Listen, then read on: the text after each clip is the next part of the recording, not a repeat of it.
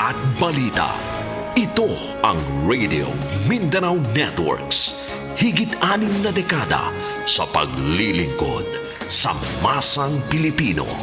Sa Metro Manila, ito ang Dzxl 558 Radyo Trabaho, ang inyong gabay sa hanap buhay. Bayanihan laban sa COVID-19. Dzxl 558 Radyo Trabaho Special Coverage. Dzxl Pulso ng Metro! Diretso tayo mga kasama sa Palasyo ng Malacanang. Kasalukuyang may nagsasagawa o may press briefing dyan po. At nandyan nakantabay si XL Radyoman 4 Angel Ronquillo. Jeng, go ahead, Jeng. Juman, Rod, nagsisimula na nga or itong virtual press con ni Presidential Spokesperson Secretary Harry Roque hinggil nga sa posibleng kahinatan ng Metro Manila pagsapit ng June 16. Ito ay nakadepende pa rin ayon kay Secretary Roque sa case doubling rate at yun sa ating critical health capacity. Ibig sabihin hindi patiyak kung sasailalim sa MGCQ ang Metro Manila pagsapit ng June 16. So, Radyo Manor, pakinggan muna natin iba pang sinasabi ni Secretary Roque.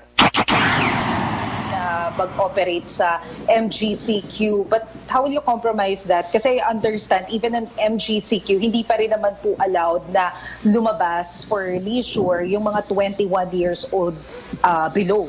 And meron din pong panukala si Representative Tadura na sana mapayagan na rin yung mga kids to go out for exercise kasi baka naman mag-cause ng kumbaga irritation kapag 3 months na kasi sila na nakakulong sa bahay. Under the omnibus guidelines po, under modified GCQ, yes, as much as possible, stay at home po yung mga naturang mga edad, yung 21 and below and seniors. Subalit, may mga exception po. At isa po sa exception under modified GCQ, ma-allow na po silang to exercise those activities, to do those activities na ina-allow naman po under MGCQ. So, ibig sabihin ay mapapayagan din po sila na mag-exercise sa labas at gawin yung mga sports activities na kailangan nilang gawin or bumisita dun sa mga pwede nang bisitahin. So, yun po ay i-allow na po sa under the modified GCQ. Yusek Rocky. Opo, Thank you. ang tanong po ni Angel ay natanong na rin po ni Maricel Halili. Ito na lang po tanong ni Julie Aurelio na Inquirer. Senate President Vicente Sotto III has confirmed that the anti-terror bill will be transmitted to Malacanang today. Sotto says he and Cayetano signed it last night. Does the palace have a time frame for reviewing this and forwarding this to President Duterte, who is in Davao City right now? We have 10 days. Well, there's a period within which a bill becomes law if the president does not act on it. No? We have 30 days. I stand corrected. We have 30 days. Kapag hindi po linagdaan ng presidente, it will become law. So we have a 30-day period to review, either to veto or to sign the bill. Otherwise, kung wala pong action ng presidente, it will become law. Opo. Ang tanong na lang po ni Ace Romero, kasi yung tanong po ni Heidi Sampang ay naitanong na rin ng ating mga kasamahan na si Joyce Balancio. Ang tanong po ni Ace Romero, ano daw po ang stand ng Malacanang sa 1.3 trillion ARISE o Accelerated Recovery and Investment Stimulus for the Economy Bill na ipinasa ng House of Representatives. Sabi po ni Finance Secretary Dominguez, unconstitutional daw po ito pag naipasa dahil di kakayanin ng gobyerno ang 1.3 trillion pesos. I think yung punto po ni Secretary Dominguez, lahat po ng stimulus package natin, po pwede yan kunin sa isang supplemental budget, pero meron pong provision na hindi po tayo po pwede magkaroon ng panibagong budget kung wala pong additional source of revenue. So sinisiguro lang po ng Department of Finance na any stimulus package that will become law can be funded from existing sources. Or at least ma-identify kung saan manggagaling ang pondo. Pia Gutierrez, ABS-CBN. Hi sir, good afternoon. Sir, my question again is on jeepney drivers. Since yung pagbabalik ng kanilang operasyon is not on the immediate horizon at marami na po talaga yung nahihirapan, when do we expect them to have jobs again? And you said before in an interview na may plano po yung gobyerno na gawin silang contact tracers. Ano na po yung update natin dito? Wala pa pong update dyan sa planong yan, pero kanina po kasama ko rin si Secretary Tugade, meron din silang plano na gawing delivery service yung ating mga jeepneys kasi nga hindi po pwedeng sakyan because hindi po pwede ang social distancing. Siguro ganito po, no? Yung second tranche parating na po, may kasama po dyan ang mga jeepney drivers. Pag-aaralan kung may matitira para magkaroon sila ng additional tranche. Wala pong pangako yan, pero titignan po talaga natin kung merong matitira at mapupunta yan po sa mga walang hanap buhay. No? At pangatlo po, yung jeepney modernization, siguro po pabibilisan para yung mga mawawalan ng trabaho sa traditional jeepneys, po pwedeng mag-shift to yung mga modern jeepneys. Perhaps si Secretary Lopez will also have inputs on jeepney drivers. Actually ho, ang talagang intention po sa pag-explain din po ng DOTR ay ma-encourage nga yung jeepney, yung modernization of public utility vehicles. So doon po talaga nakabase yung ang future, yung panghinaharap po ng ating mga jeepney drivers. Kaya po sana po magkatulungan daan at meron pong mga government programs that will encourage yung pagbili po, pag-acquire, financing ng mga modern public utility vehicles. Alright, sir. Sir, speaking of jeepney drivers ulit, kasi meron pong malakas na panawagan na pakawalan si Elmer Cordero, yung pong 72-year-old member ng Piston 6 na nakakulong po ngayon pagkatapos mag-rally sa Caloocan. People are asking the government to extend to Tatay Elmer the same compassion given to Imelda Marcos because of her age. So, sir, ano pong masasabi ng palasyo sa panawagang ito? Okay, dadaan po yan sa proseso, no? Dadaan po yan sa piskalya at kung wala pong ebidensya, madidismiss po yung kaso, no? Pero the police cannot detain him more than 36 hours dahil I think 36 is the maximum, no? Pero because this is a very minor offense, it's less than that, no? Parang if I'm not mistaken, I should really brush up on my criminal law. I think it is around parang 18 hours ata, no? Or something, no, within which to charge him. I'll check on that. Pero he has to be charged. So it is 12 hours or 18 hours or 36 hours, no, dapat i-charge siya. Kung hindi po siya na-charge, dapat palayain na rin. Pero tingnan po natin kung may ebidensya, no. Ang nangyari po sir, parang pinakawalan po yung mga kasama niya pero siya hindi po kasi parang mayroon pa daw siyang mga pending cases. Estafa po yata sir. Dun sa 6 sir, 2 na lang po sila natitira. Kasama po siya na 72 years old at mayroon pa pong sakit daw po na hernia. Titignan po natin yan, no? Kasi regardless of your age, kapag may pending case, kinakailangan harapin yung kaso. Magkakaroon lang po yan ng clemency if he's found guilty. So meron tayong provision that the court can recommend pardon, no? Or parole to senior citizens. Sir, last na lang po kay Secmon Lopez. Sir, may data na po ba tayo on the effect of the community quarantine on Philippine industries? Like kung ilan na po yung mga negosyo na nagsara na. And so far, sir, may nakita na po ba tayong effect ng implementation ng general community quarantine for these businesses to at least recover? Yung doon sa nagsara, base lamang sa isang survey na in-extrapolate. So hindi rin masasabing reliable yung data. Pero hanggang maaari tayo po ay kaya nga meron po tayong mga inilalatag na mga stimulus package para ho talagang mag-provide ng mga bridge loan facilities, working capital requirement for the working capital requirements ng mga negosyo na ito para po hindi magsara at mapanatili, masave yung mga trabaho. So yun pa rin po ang ating mindset sa ngayon, maiwasan itong pagsasara at pagkakaroon ng bankruptcy ng mga maraming kumpanya, lalo na po sa mga micro SMEs. So yun po, hanggang matapos po yung ating survey, doon lang tayo makakapagbigay ng report. Yusek Rocky? Salamat. Opo, from Randy Canedo, ito po ay sa Dabig C News. Tanong po, bakit sa mga probinsya ay parang hindi daw po GCQ, mga angkas at habal-habal daw po ay grapal. Pwede po bang malinawang kung ang order na bawal ay ang angkas ay sa Manila lang o sa Luzon? lamang. Sa lahat po ay pinagbabawal pa rin ang habal-habal, ang backride. No? Tinatawagan po namin ang kapulisan, kinakailangan po hulihin ang mga naka-backride at para po sa mga lokal opisyal na pumayag sa mga backride, magkakaroon po kayo ng pananagutan kay Secretary Anyo. From Question? Chris Mundo ng PNA, for Secretary Lopez, may update na po daw sa prospect investors natin on rapid test kit makers. Meron na bang investors in which medyo advanced na yung discussion with the BOI?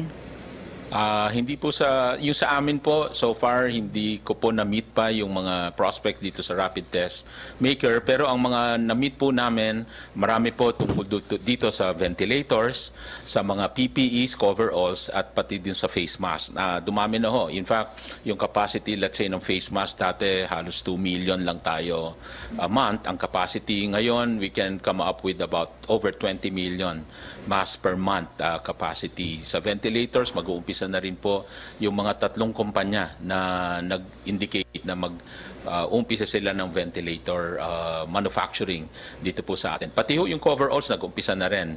Meron na tayo yung Confederation of Wearable Exporters, 10,000 a day capacity, kaya nila yung 300,000 a month.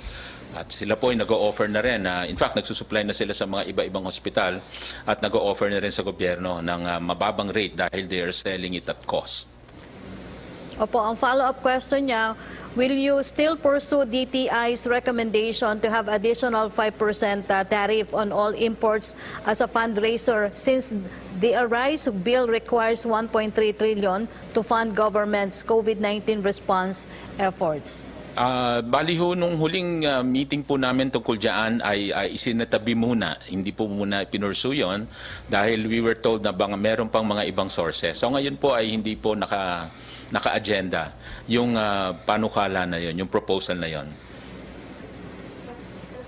Yes, Melo Acuña. Good afternoon, Secretary Harry. Good afternoon. Nice seeing you again. I just have several points for Secretary Mon Lopez. Go ahead. With your indulgence. Please. Yeah, Mr. Secretary, sapagkat marami pong mga OFW na nawala ng trabaho, ano po ang pwedeng hanap buhay nilang pasukin? Anong kalakal ang pwede nilang pagtuunan ng pansin? Pangalawa, yung pong BPOs, problemado rin. Ano po ang sitwasyon ng BPOs ngayon? May kinabukasan pa bang makabawi sila? At yung pong airline industry, meron po bang humihingi na sa inyo ng tulong for subsidies?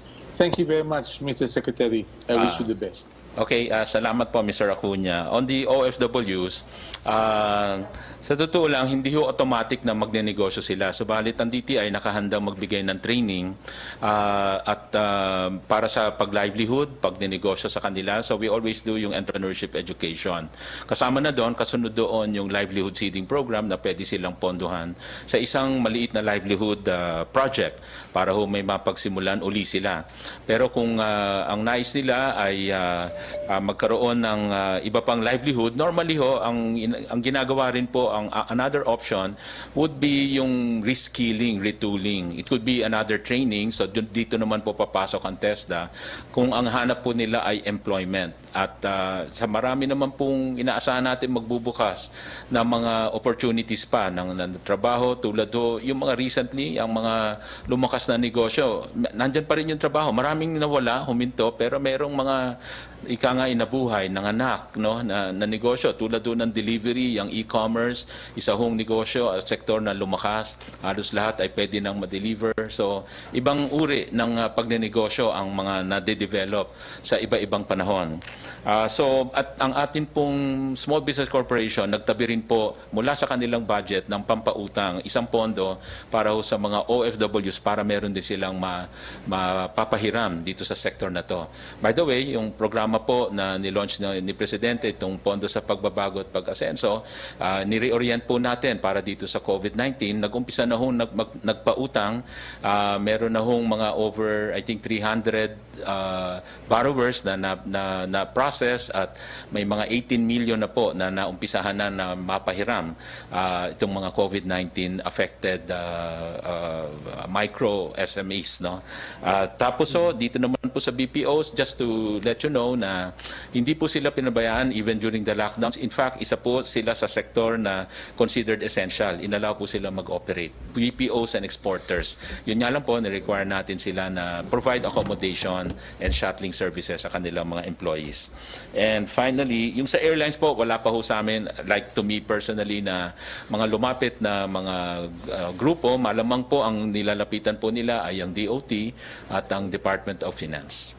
Dagdag lang po Thank ni you very Secretary Bello, bukod po doon sa 10,000 ayuda sa lahat ng bumabalik na OFWs, meron din pong livelihood training na ibinibigay ang OWA. So you can apply for that as well. Yusek Rocky. Thank you. Tanong mula kay Vance Fernandez ng Police Files. March 17 daw po nag-lockdown pero nung araw open ang mga lotto outlets. Pero nung araw na open mga lotto outlets at nagbenta ng ticket, hapon na po na ibinalita yon. Paano na daw po yung mga ticket na nabenta kasi wala nung gabing yun?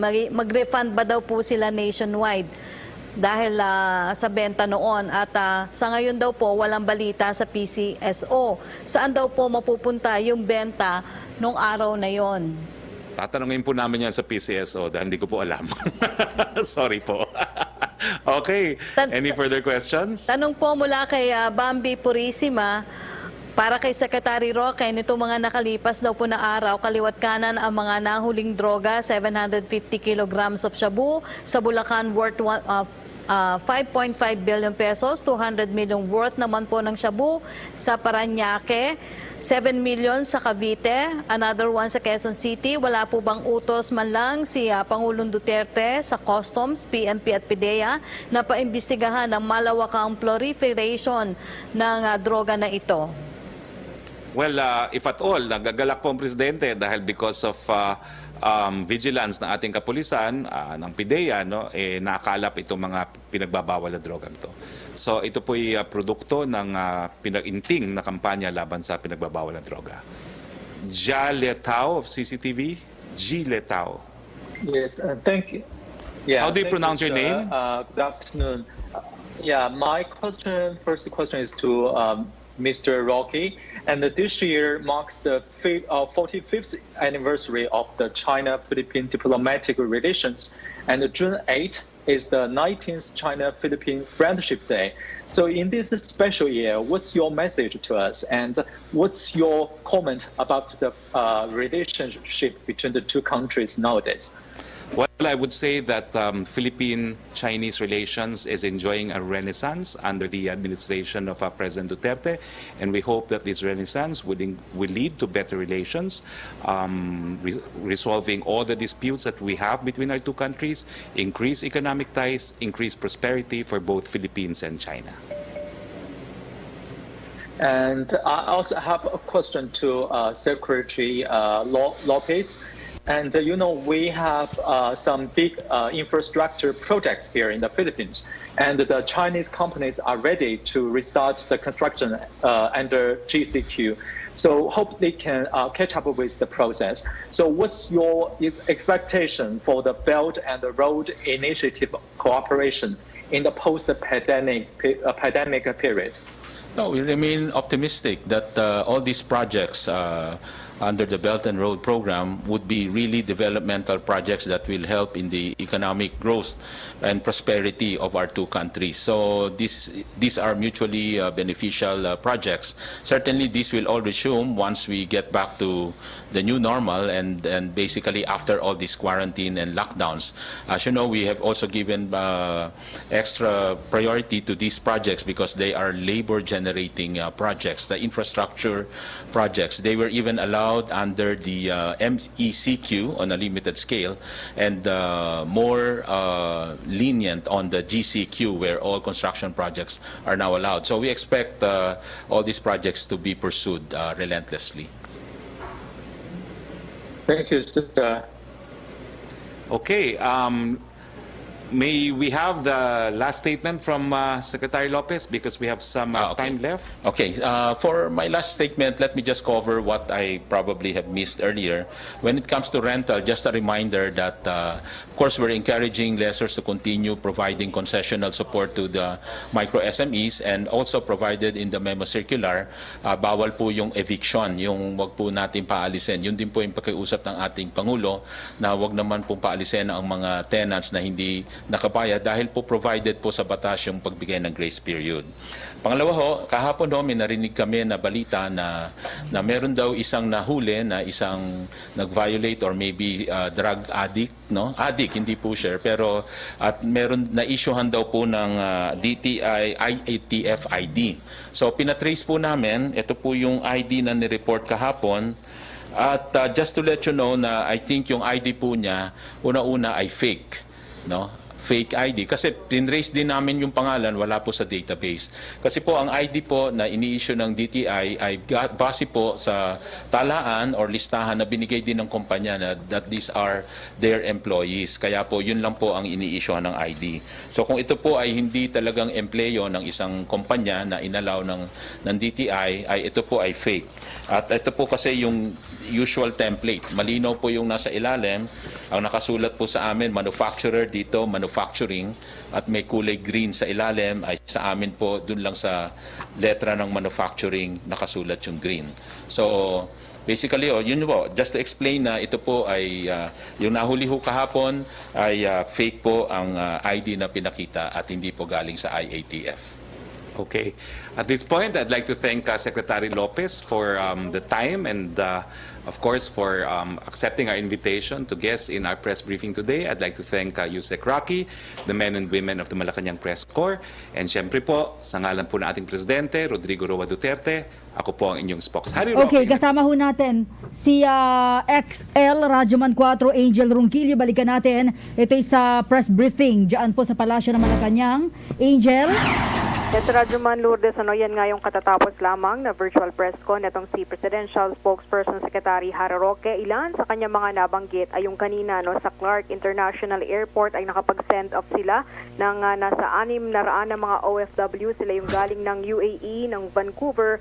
Ito ay pauwi na sa kanilang mga lalawigan at makakasama na nila finally yung kanilang mga pamilya. Libre yung isinagawang PCR test, hotel at maging yung transportasyon na libre para nga dito sa 600 na mga OFWs. Punta naman tayo doon sa mga benepisyo na ibibigay doon sa mga health workers na tinamaan ng COVID-19. Sa ngayon ay nasa 26 out of 30 ng mga naulilang pamilya ng mga medical health workers yung nakatanggap na ng 1 milyon. Ito ay salig na rin doon sa Bayanihan to Heal as One Act. Doon naman sa mga tinamaan o yung nagkasakit, 17 out of 18 ng mga medical health workers ang nakatanggap na ng cheque. Ito ay nagkakahalaga ng 100,000 pesos at isa na lamang na medical health worker hindi pa nakakatanggap, pero since ngayong araw